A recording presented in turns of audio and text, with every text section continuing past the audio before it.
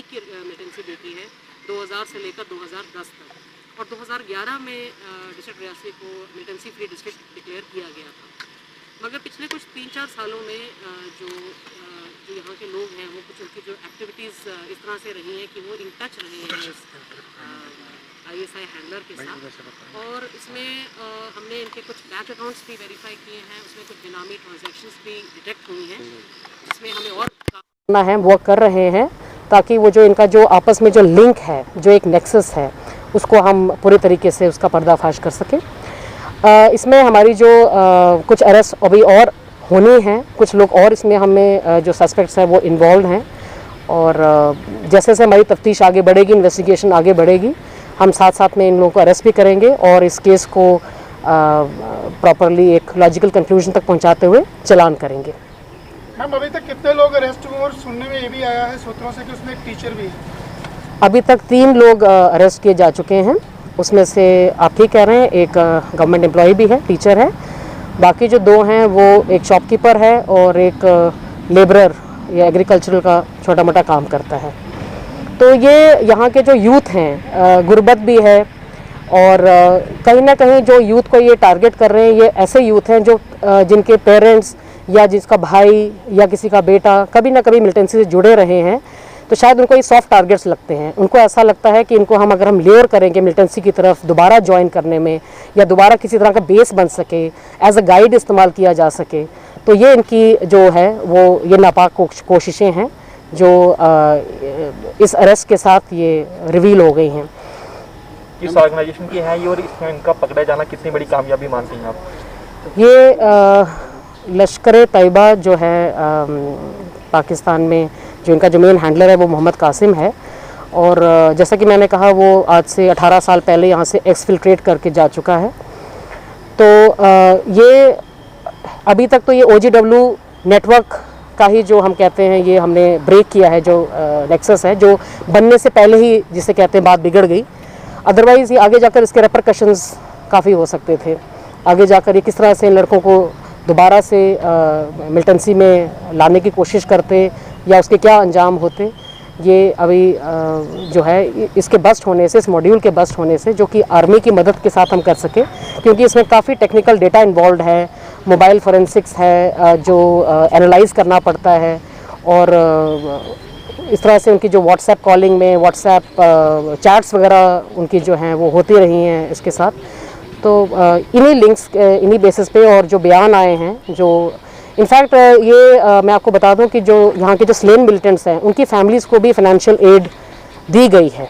ISI जो है इनकी फैमिलीज़ की भी मदद करता रहा है, जो आज ये एक्सपोज हुआ है, ये सारा कुछ जो है वो आज एक्सपोज हुआ है। ये 3 लोग पकड़े गए हैं, कितनी देर से ये काम कर रहे थे इस तरह का? ये अगर इनके आप व्हाट्सएप कॉल डिटेल्स निकालेंगे, CDR एनालाइज वगैरह जो हमने किया है, उसमें ये कुछ पिछले 5 साल से इन टच में थे इस शख्स के साथ, मोहम्मद कासिम के साथ। ये मोहम्मद कासिम कौन है? ये मोहम्मद कासिम, जैसा कि मैंने कहा, ये पाक बेस्ड LET का वो है, हैंडलर है।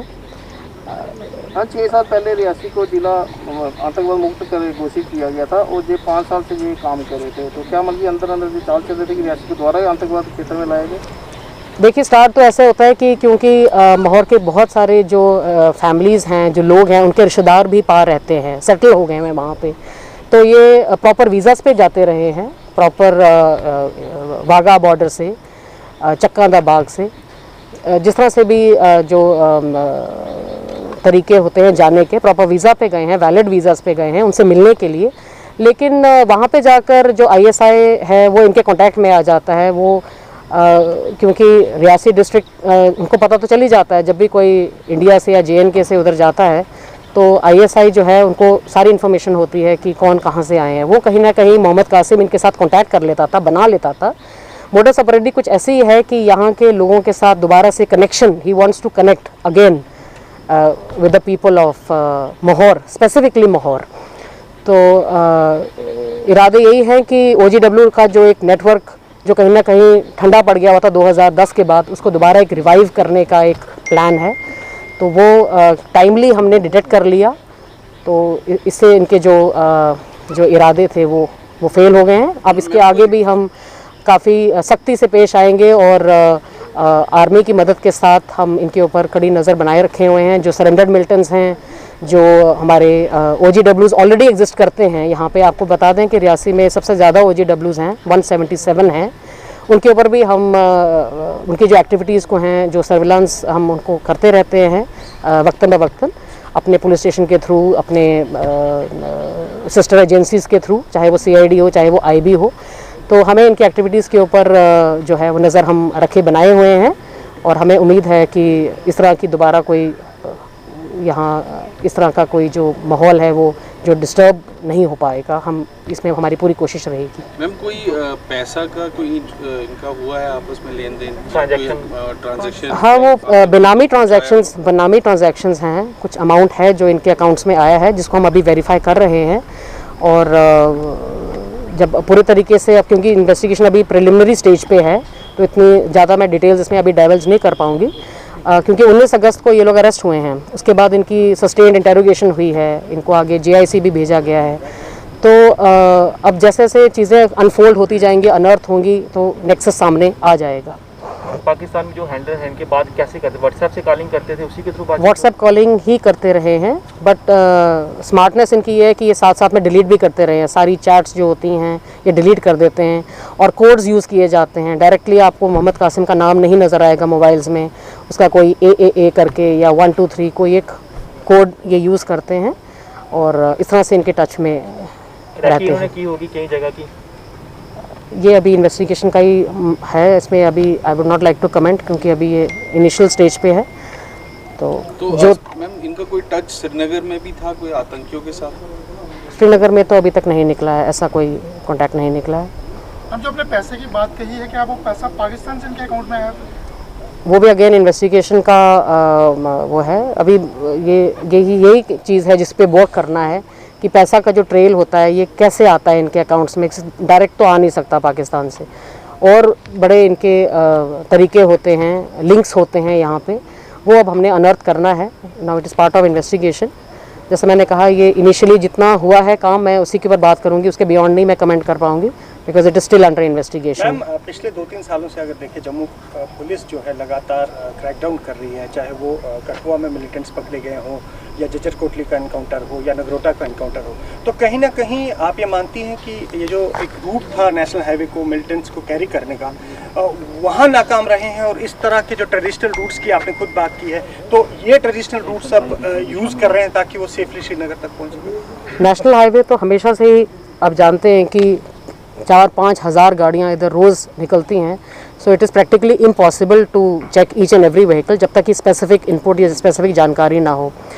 रियासी नेशनल हाईवे को नहीं टच करता है, सिर्फ भामला का थोड़ा सा जो पोर्शन है 12-13 किलोमीटर का वो स्ट्रेच है। बट हाँ, रजौरी से हमारा जो बनता है रास्ता, रजौरी रियासी, क्योंकि हमारे बॉर्डर्स टच करते हैं, ये ट्रेडिशनल रूट्स रह चुके हैं इसके, और they are being dominated by army, because army की जो RR यूनिट्स है वो वहाँ पे डोमिनेट कर रही हैं।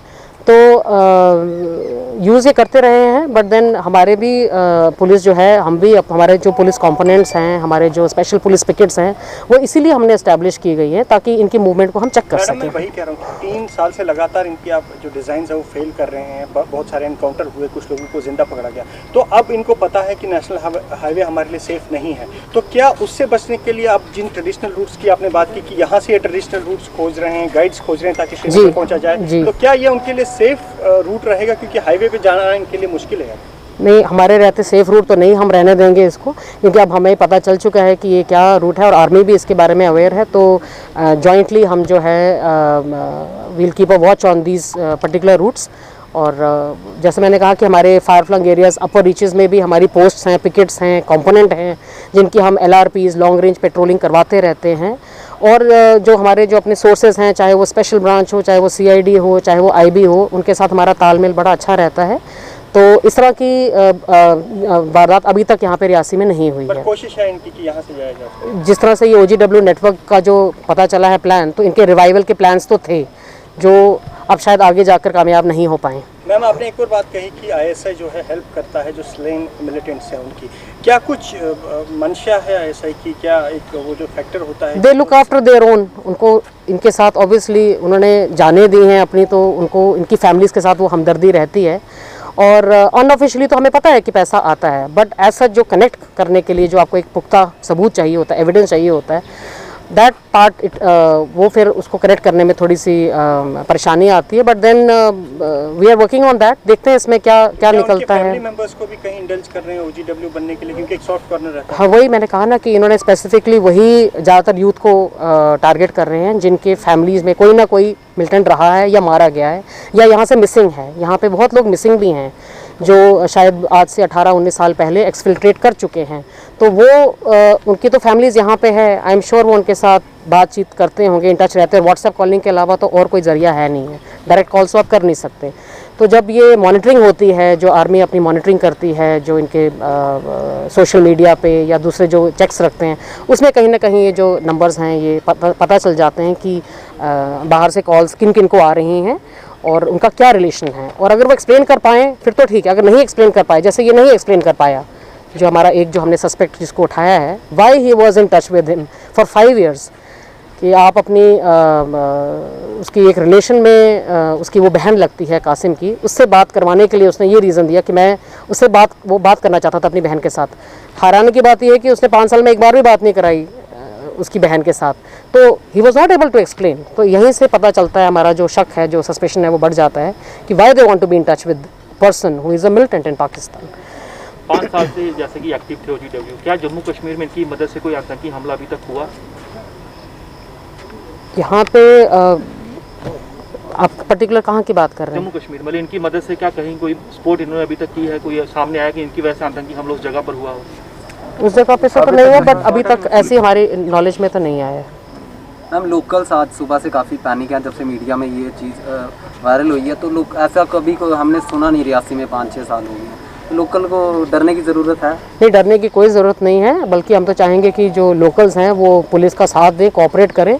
और अगर उनकी नज़र में कोई ऐसे लोग हैं, ऐसे शख्स हैं जिनके ऊपर नज़र रखने की ज़रूरत है या उनकी एक्टिविटीज़ सस्पिशियस लगती हैं या वो बात करते हैं, तो हमारे साथ इमीडिएटली शेयर करें और हम उसके ऊपर काम करेंगे। घबराने वाली कोई बात नहीं है। There are no active militants in Reasi. ये एक OGW नेटवर्क है। Let me again be reiterate this कि ये OGW नेटवर्क है, ओवरग्राउंड वर्कर्स का एक नेटवर्क एस्टैब्लिश करने की कोशिश की जा रही थी, जो कि टाइमली पकड़ ली गई।